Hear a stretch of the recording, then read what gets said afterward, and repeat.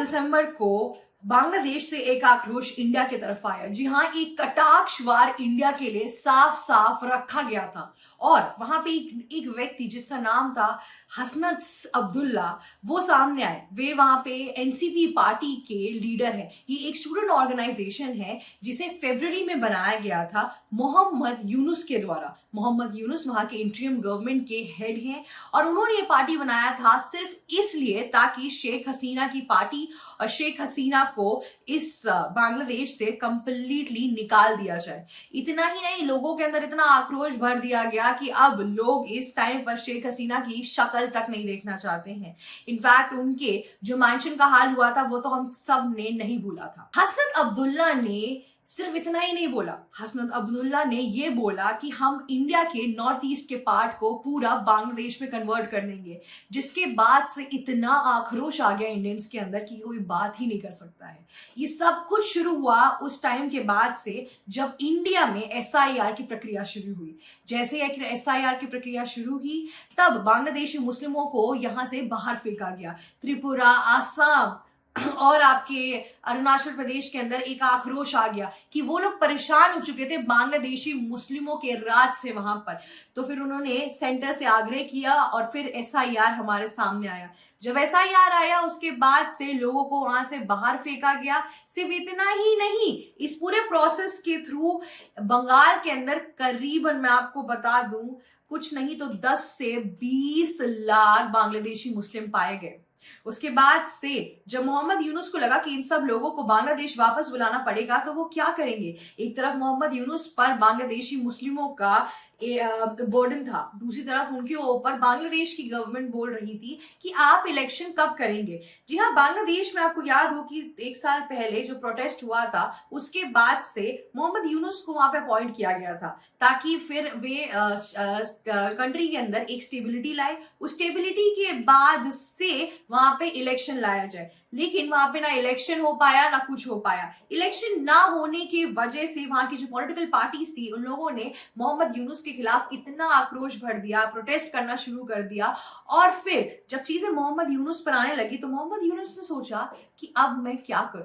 तब उन्होंने सोचा कि पूरी साजिश करते हैं और इंडिया की तरफ पूरा ट्रैक्शन डाल देते हैं। जैसा कि मैंने आपको पहले भी बताया है, उन्होंने वहां पे एक ऐसे ही चलते चलते उसी टाइम पे एक घटना हुई कि वहां पे एक स्टूडेंट ऑर्गेनाइजेशन के हेड जो थे वो मस्जिद से बाहर निकल रहे थे और तभी उनको किसी ने मार दिया। और मोहम्मद यूनुस ने एनसीपी की मदद लेके ये सब कुछ इंडिया पर डाल दिया। इस टाइम पर आक्रोश इतना बढ़ गया है कि एनसीपी वाले इंडियन एम्बेसडी के बाहर ढाका में इतनी तरीके के अटैक्स कर रहे हैं। वहां पे पूरा भगदड़ का माहौल बन चुका है। इतना हीटअप डिस्कशन और इतना वहां पे आक्रोश बढ़ गया है। वहां पे लोग मारपीट कर रहे हैं, प्रोटेस्ट हो रहा है, पुलिस कंट्रोल में करने की कोशिश कर रही है पर कुछ हो नहीं पा रहा है। हर बार इंडिया की तरफ इतनी ढेर सारी गालियां पड़ रही हैं, साथ ही साथ इंडिया को इतने तरीके का प्रेशर आ रहा है बांग्लादेश की तरफ। हालांकि एक्सटर्नल मिनिस्ट्री ने साफ साफ बोल दिया कि इसमें इंडिया का कोई हाथ नहीं है। इनफैक्ट एनसीपी के पास भी इसका कोई सबूत नहीं है कि वो अटैक किसी इंडियन एम्बेसडर की तरफ से हुआ है या उसमें किसी भी इंडियन का हाथ है। ऐसा कोई रिपोर्ट सामने नहीं आया है। पर उनको पता है कि बांग्लादेश का जो सबसे फॉरमोस्ट और हीटेड टॉपिक है वो इंडिया है, क्योंकि इंडिया में है उनकी सबसे बड़ी दुश्मन जो कि है पुरानी प्राइम मिनिस्टर शेख हसीना। जी हाँ, पूर्व प्राइम मिनिस्टर को इंडिया ने शरण दी थी जब पूरा प्रोटेस्ट चल रहा था। इस वजह से एनसीपी का जो पूरा प्रोपेगेंडा है वो एक तरीके से इंडिया के ऊपर हिट लिस्ट में आ गया है और इसके बाद से उन्होंने इंडिया पे अटैक करना शुरू कर दिया है। एनसीपी तो ये तक बोलती है कि जितने भी एंटी इंडिया सेपरेटिस्ट है, जितने भी एंटी इंडिया प्रोटेस्टर्स है, कमेंटेटर्स है, उन सबको बांग्लादेश में पनाह दी जाएगी। इस तरीके तक का आक्रोश उस जगह पर फैल गया है। उसके बावजूद भी इंडिया बहुत कामली इस चीज को हैंडल कर रही थी, पर दिन प्रतिदिन वहां पे प्रॉब्लम्स और बढ़ती जा रही है। इतना ही नहीं, जो बे ऑफ बंगाल पे जो नेवी ऑफिसर्स स्थित थे उनको इन एनसीपी वालों ने बोला कि 16 मछुआरों के साथ क्या ही हमें रोक लेंगे। और एक तरीके से कंट्री के ऊपर इन सब वॉर का भी थ्रेट आता हुआ दिख रहा है। वो लोग एक तरीके से ये भी सोच रहे हैं कि कैसे इंडिया वालों को सबक सिखा दिया जाए, पर एक्चुअल में इसका करारा जवाब दिया असम के सीएम ने। हिमंत बिस्वा शर्मा ने साफ साफ बोला है कि इंडिया एक न्यूक्लियर आर्म स्टेट है, यहाँ पर आप आके बॉम्ब नहीं फोड़ पाओगे। हालांकि बांग्लादेश की जो पूरी सरकार है वो इंडिया का बाल भी नहीं बांका कर पाएगी, पर ये जो कांस्टेंट हीट आ रही है उस तरफ से, ये एक बहुत बड़ी परेशानी की घड़ है। इस टाइम पे बॉर्डर के ऊपर ऑलरेडी बांग्लादेशी मुस्लिम्स है, हमारे देश के अंदर बांग्लादेशी मुस्लिम्स हैं, सिर्फ और सिर्फ इस वजह से क्योंकि टीएमसी के ममता बनर्जी जैसे लीडर्स ने कभी उनको निकालने की कोशिश ही नहीं की। मैंने आपको बोला था कि अगर आप अपने गढ़ में, अपने घर के अंदर घुसपैठी पालोगे तो एक दिन आप पे अटैक हो सकते हैं। और इस टाइम पे टेंशन इस बात की है कि अगर इन सारे बांग्लादेशी मुस्लिम्स जो हमारे देश के अंदर अभी हैं, वो उन बांग्लादेशी मुस्लिम्स के साथ मिल गए तो देश के अंदर भी लोग एक तरीके के अटैक्स कर सकते हैं। इन सब की संभावनाएं अब बढ़ती जा रही हैं। बांग्लादेश और बंगाल इंडिया के बॉर्डर पे काफी हद तक यहाँ पे रेड अलर्ट्स जारी कर दिए गए हैं। नेवीज जो बे ऑफ बंगाल की तरफ से जो नेवीज है, इन सब पे भी रेड अलर्ट जारी कर दिया गया है, जिसकी वजह से आगे कोई दिक्कत नहीं है। नेशनल सिक्योरिटी की बात है ये, देखिए दुश्मन बड़ा हो या छोटा उसको कम नहीं आंकना चाहिए। दूसरी ओर मोहम्मद यूनुस ने एक नई चाल चल दी है। मोहम्मद यूनुस ने पाकिस्तान के साथ नरमी मेंटेन करने की कोशिश की है, जी हाँ, उनके साथ फ्रेंडली एटीट्यूड दिखाने की कोशिश की है, जिसके बाद से ये भी संभावनाएं बढ़ सकती हैं कि बांग्लादेश और पाकिस्तान एकजुट होकर इंडिया पर इस टाइम पर अटैक कर सकते हैं। ये देखिए जो पूरा मैटर है, ये एक बहुत छोटे से मैटर से शुरू हुआ था, पर जो इसका इम्पैक्ट है वो बड़ा और बड़ा ही होता जा रहा है।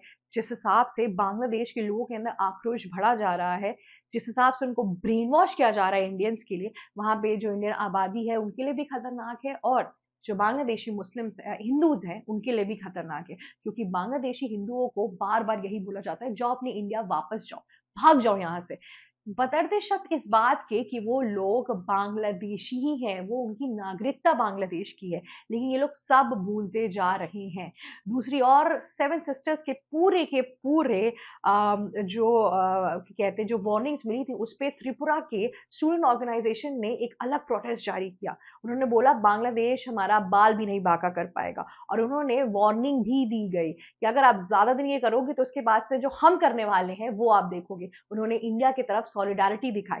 त्रिपुरा के सारे लोग एकजुट हो गए हैं इस टाइम पर। त्रिपुरा, अरुणाचल, आसाम, इन सब जगहों पर इन लोगों के खिलाफ, बांग्लादेश के खिलाफ इस टाइम पर आक्रोश बढ़ता जा रहा है, क्योंकि सेवन सिस्टर इंडिया का एक पार्ट है, और कोई ऐसी जगह और कोई ऐसे लोग और इतनी छोटी सी कोई स्टूडेंट ऑर्गेनाइजेशन आके हमसे हमारा सेवन सिस्टर्स तो नहीं छीन सकती है। पर इस टाइम पे प्रॉब्लम ये है कि यूनुस पाकिस्तान के साथ भी हाथ मिलाने का सोच रहे हैं, और अगर ये दोनों कंट्री साथ आ गई तो इंडिया के ऊपर एक वॉर लाइक सिचुएशन भी हो सकती है, जिस पर हमें बहुत ही ध्यान से एक्ट करना है। अब आपको मैं एक और जियोपॉलिटिकल एंगल सिखाती हूँ।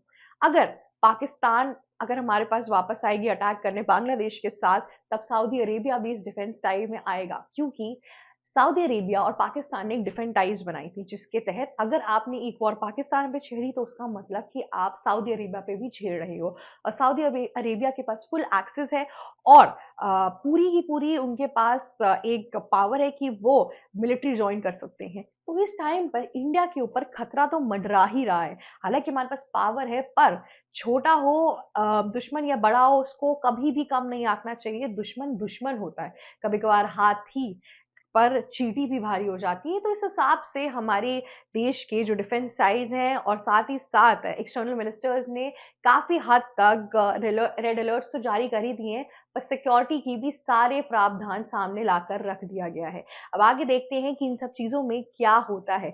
हालांकि इंडियन एम्बेसी जो ढाका में है, वहां से लोगों को हटा दिया गया है, पर उसके बावजूद भी कंटिन्यूस प्रोटेस्ट हो रहा है।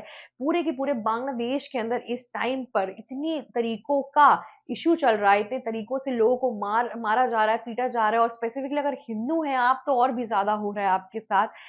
तो पूरा जो मैटर है वो काफी गर्म हो चुका है, काफी हद तक मामला एकदम गुस्से और आक्रोश से भर गया है। अब देखते हैं कि आगे इन सब चीजों में क्या होता है। हालांकि इंडिया और बांग्लादेश की जो टाइज है वो बहुत टाइम से अच्छे नहीं है। स्पेसिफिकली जब से जो पूर्व प्रधानमंत्री थी शेख हसीना, जब से वो इंडिया आई हैं, तब से लोगों के अंदर इंडिया के लिए अलग सा आक्रोश है। पर मोहम्मद यूनुस से हम थोड़ा बेटर एक्सपेक्ट कर रहे थे, पर यहाँ पे मोहम्मद यूनुस सबसे बड़े विलन और सबसे बड़े एक तरीके से खलनायक। मोहम्मद यूनुस इस टाइम पे सबसे बड़े खलनायक निकले हैं, पर इंडिया एक करारा जवाब देगी। आशा करती हूँ आपको ये वीडियो अच्छी लगी। प्लीज लाइक, शेयर, सब्सक्राइब और कमेंट करना मत भूलिएगा। Thank you so much for watching ABC Hindi. ABC Hindi news आज ही जुड़िए हर खबर के साथ